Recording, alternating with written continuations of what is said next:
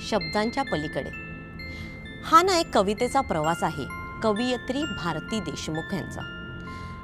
भारती देशमुख माझी आई, हिच्या प्रत्येक कवितेच्या पानात तिच्या प्रत्येक शब्दामध्ये एक अख्खा तिचा प्रवास दडला आहे।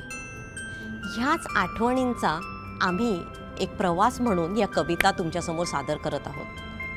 प्रत्येक कवितेतून तिने जगलेले क्षण आम्ही परत जगायचा प्रयत्न करतो आहोत। तिने घेतलेले सगळे अनुभव एक वेगळ्या दृष्टीने बघण्याचा प्रयत्न करत आहोत आणि म्हणूनच हा एक प्रवास। भास शब्दांच्या पलीकडे। भासमधला भा हे माझ्या आईचं नाव भारती, आणि माझ्यासाठी तो भास हा एक वेगळा भास झाला आता। तिने शेकडो कविता केल्या, माझ्या लहानपणापासून मी ऐकत आलो, पण मला नाही समजलं त्यावेळेला। काही मला कॉलेजमध्ये मोठेपणीही नाही कळल्या, पण आज जेव्हा त्या कविता उघडून बघतो त्या मला वेगळ्याच उमगत आहेत। कविता मला काही वेगळंच सांगून जातात। सो मी परत एकदा वाचतोय कविता आईची आठवण म्हणून, आणि मला आई त्यातून काय सांगायचा प्रयत्न करते हे म्हणून। भारती प्रदीप देशमुख। भारती प्रदीप प्रभा म्हणजे भारतीताई। भारतीताईच्या कविता म्हणजे जसं काही तिचं प्रतिबिंबच। तिच्या कवितेत दडलेला तिचा श्वास, तिच्या कडव्यात दडलेले तिचा भास आणि तिच्या प्रत्येक शब्दात दडलेली आस। ह्या कविता वाचताना, म्हणताना, गुणगुणताना तिच्या अस्तित्वाची प्रत्येक वेळेला जाणीव करून देते। तिची आठवण, तिचा सहवास, ही जाणीव आपल्या मनाला उभारी देते।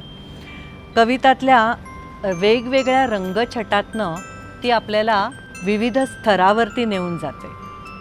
तिच्या भास कविता, वास्तववादी कविता, आशावादी कविता, सामाजिक पातळीवरच्या कविता, बालकविता आणि प्रेमकविता, ह्या इतक्या वेगवेगळ्या स्तरांवरनी तिने काम केलेलं आहे। तिचा व्यासंग आणि तिचा साहित्यावरचं प्रेम हे प्रत्येक कवितेतनं आपल्याला दिसून येतं।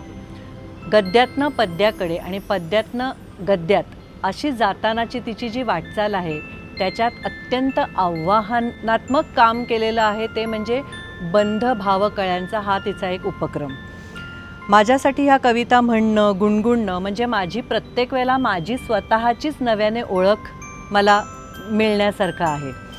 फुलपुडी, कुलूप किल्ली ह्या ज्या कविता आहेत ह्या प्रत्येक वेळेला मी जेव्हा वाचते त्यावेळेला मला एक वेगळं विश्व मिळतं आणि मला ती वेगळ्या भावविश्वात ती घेऊन जाते।